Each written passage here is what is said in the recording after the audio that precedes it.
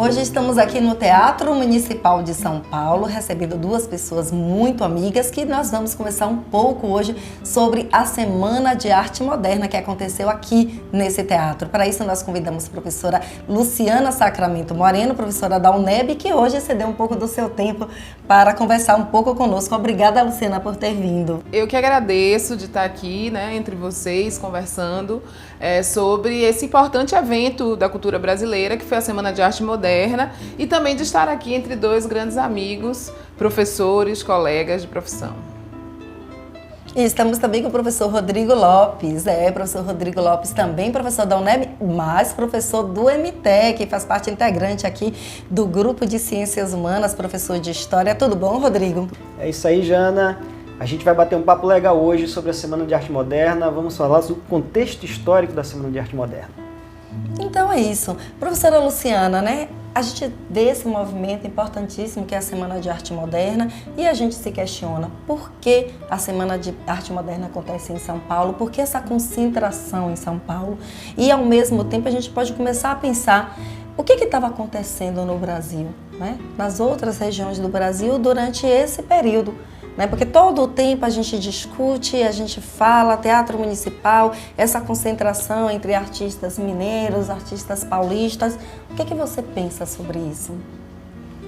Então, a Semana de Arte Moderna foi um evento que tinha uma intenção de celebrar vários acontecimentos, expressavam uma certa euforia artística que acontecia no país. Vários desses artistas que eram provenientes das elites brasileiras, jovens provenientes das elites brasileiras, e tinham viajado para a Europa, tinham tido acesso às vanguardas europeias, eles voltaram para o Brasil e tiveram, obviamente, um certo estranhamento, de perceber que o país ainda estava muito preso a tradições e a Europa já fazia debates sobre tecnologias, sobre alguns conceitos como de velocidade, por exemplo.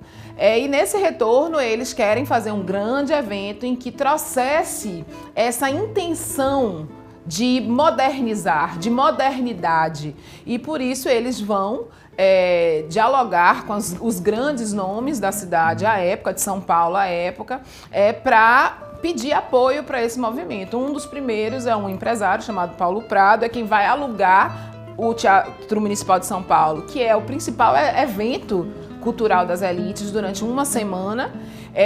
O governador à época, o Washington Luiz, ele ratificou, ele disse da importância, isso deu uma representatividade para o evento, e foi alugado entre os dias 11 a 18 de fevereiro de 1922, acontecendo em 3 dias, porque foi alternado nos dias 13, 15 e 17, com a intenção de congregar as diversas artes. Então teve a expressão de artes plásticas com Anita Malfatti, escultura, a literatura com nomes como Mário de Andrade, o Oswald de Andrade, Menoque Delpicchia, enfim.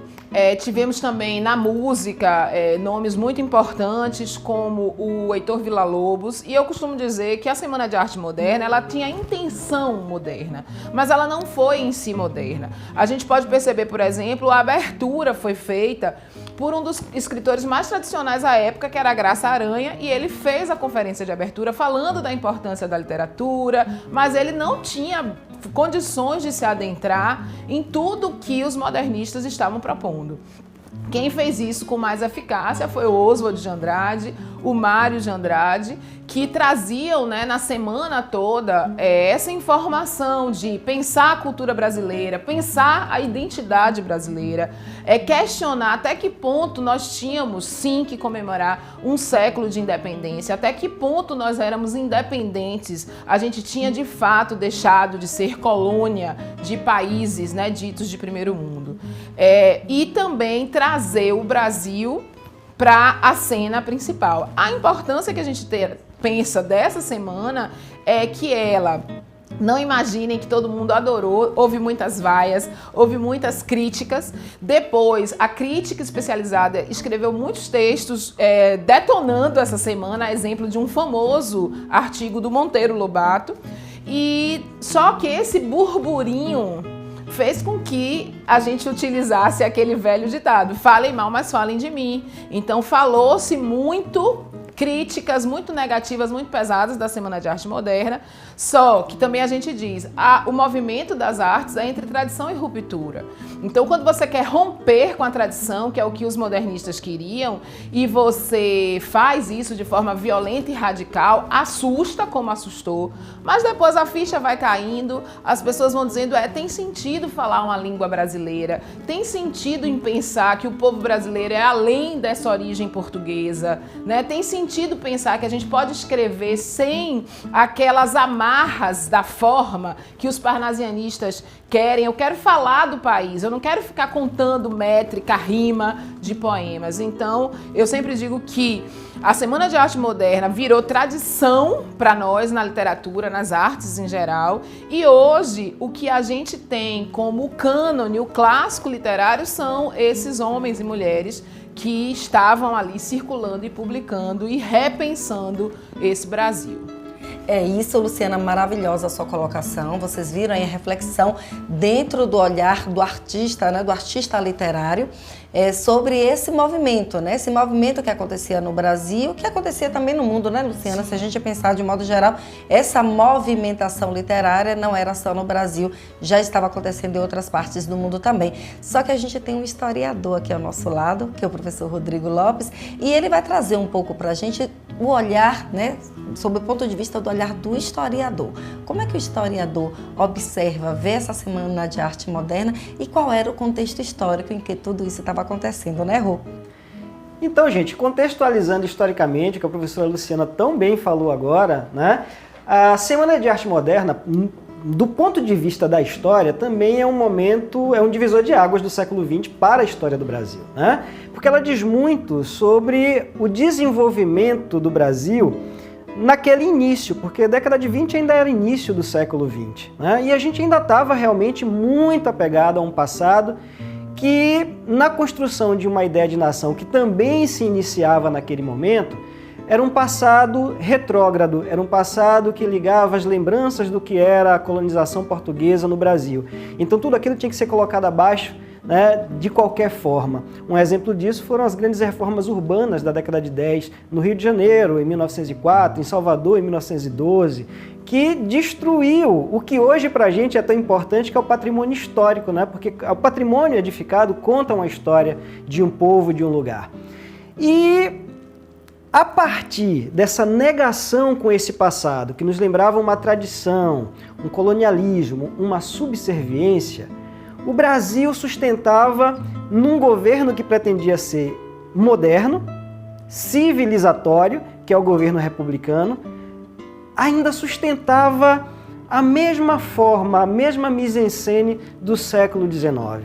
Então, ainda eram os latifundiários os grandes políticos brasileiros. As grandes famílias de políticos do Império não saíram do poder na República.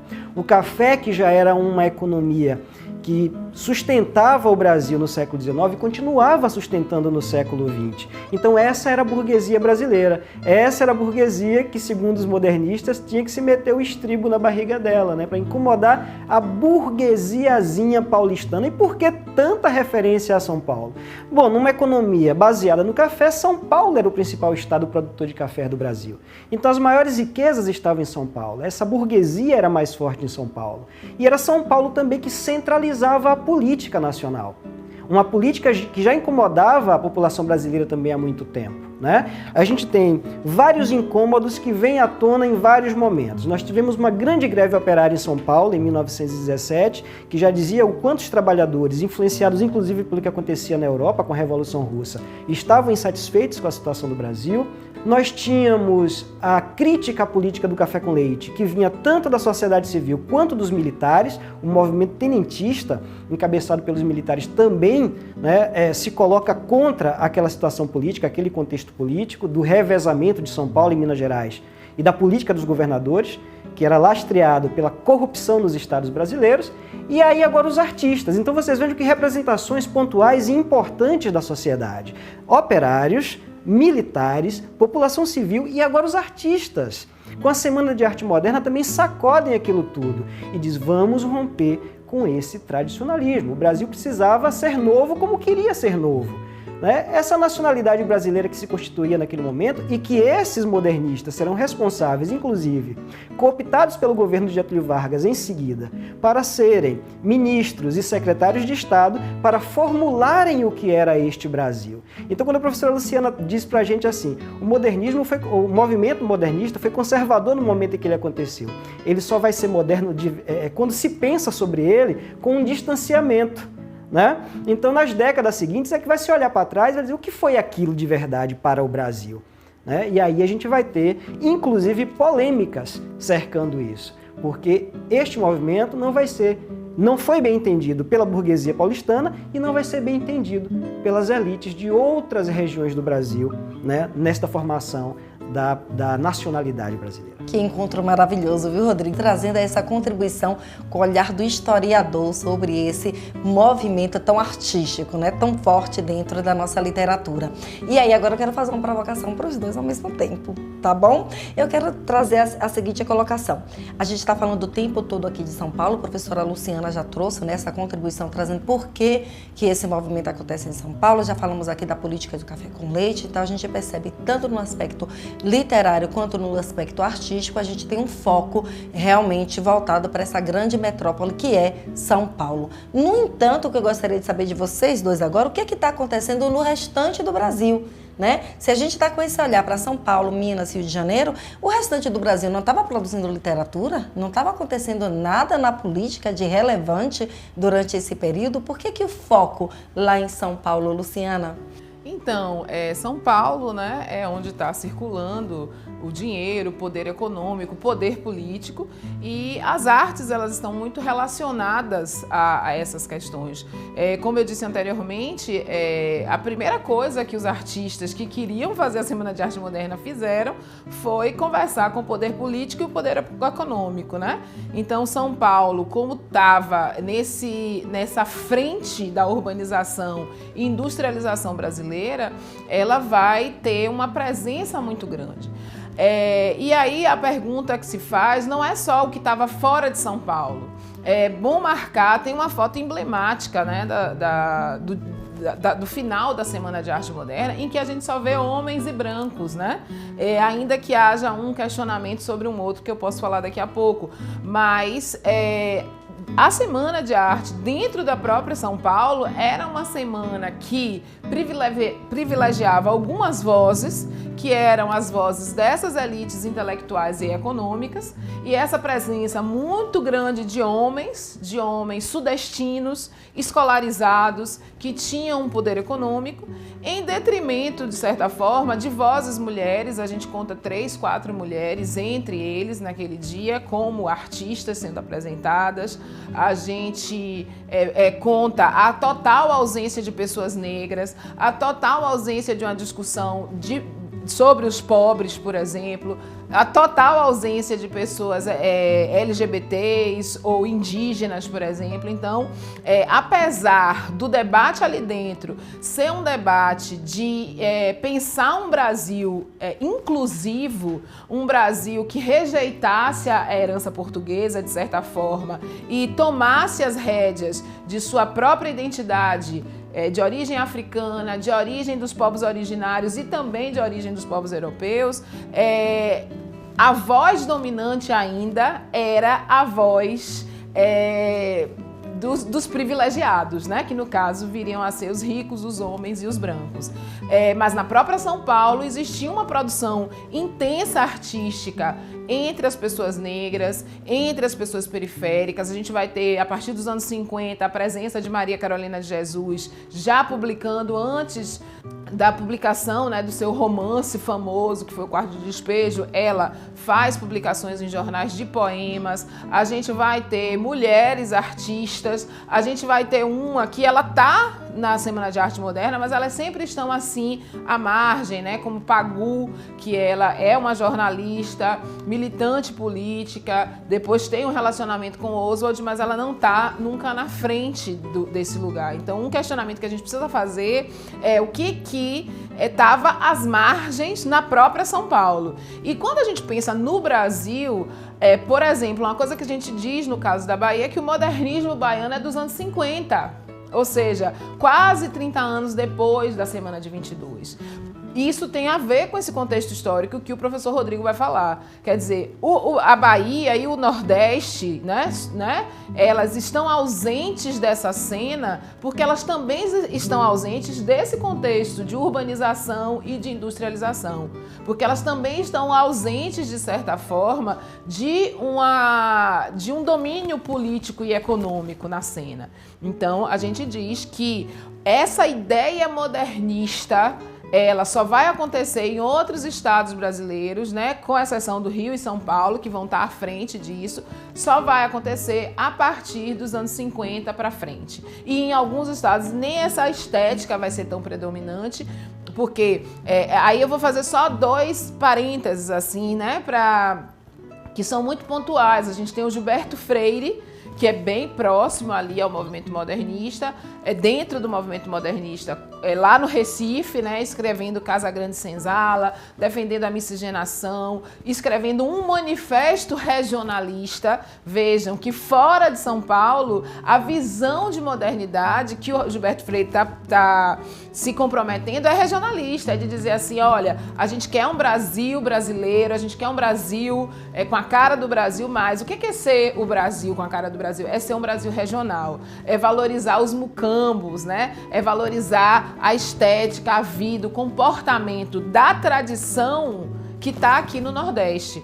Então, é uma proposta que, inclusive, se distancia muitas vezes, daquela que o Oswald e o Mário de Andrade estão fazendo. E só para a gente finalizar esse movimento, a Semana de Arte Moderna ela é fundamental, ela é importante, mas interessa a gente começar a pensar o que é que estava se produzindo às margens dela. Porque senão a gente vai continuar com aquele mesmo ideário de que os pobres, as mulheres, os LGBTs, os negros, eles não criaram literatura e arte, e é justamente o contrário. E só o último parênteses é dizer assim, o Mário de Andrade, uma das figuras mais importantes da Semana de 22, ele era um homem negro, aí vocês vão dizer, você não disse que não tinha negro? E ele também era uma pessoa que tinha uma identificação de orientação sexual como homossexual, ele era gay, né? Então, ele estava dentro do movimento, mas essas identidades do Mário de Andrade sempre foram apagadas. Tanto que agora, no século XXI, que alguns pesquisadores estão retomando esse debate da negritude de Mário de Andrade e da orientação sexual, homoafetiva dele, que para nós é muito importante no contemporâneo, mas à época foi completamente apagada e silenciada dentro do movimento.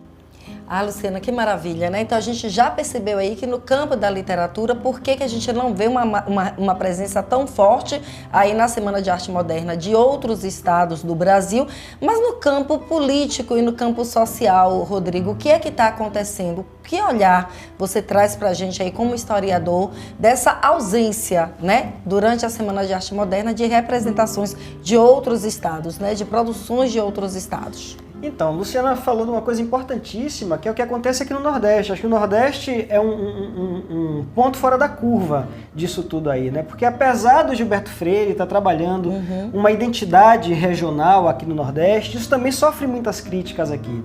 Porque hoje em dia a gente já busca quem é o Gilberto Freire, né? De que lugar é que ele fala, né? Enquanto membro de uma família tradicional, de ex-escravocratas. Então, quando ele escreve e propõe aquela miscigenação, então ele tenta se inserir dentro dessa ótica, né, do modernismo, mas ele começa a encontrar também pessoas aqui no Nordeste que começam a criticar esse modernismo, né? E dizer assim, não, a gente não quer este modernismo de São Paulo.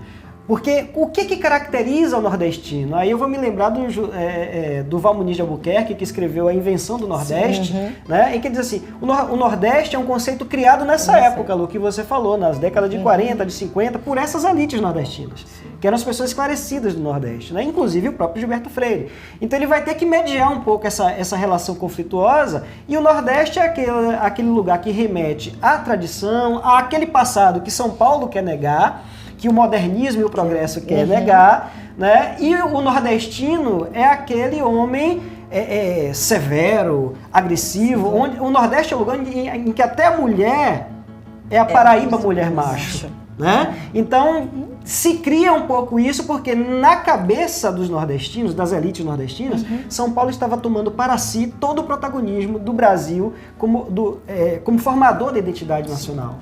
Perfeito. Entenderam? Então a gente está trazendo aqui o tempo inteiro para vocês o olhar, né, de uma pessoa que debruça, né, gasta do seu tempo e da sua energia com os estudos literários e ao mesmo tempo com um professor que traz esse olhar, um historiador que traz esse olhar da história para esse evento, para esse movimento, né, que a gente está chamando aqui de Semana de Arte Moderna e algo que vai anunciar o modernismo no Brasil.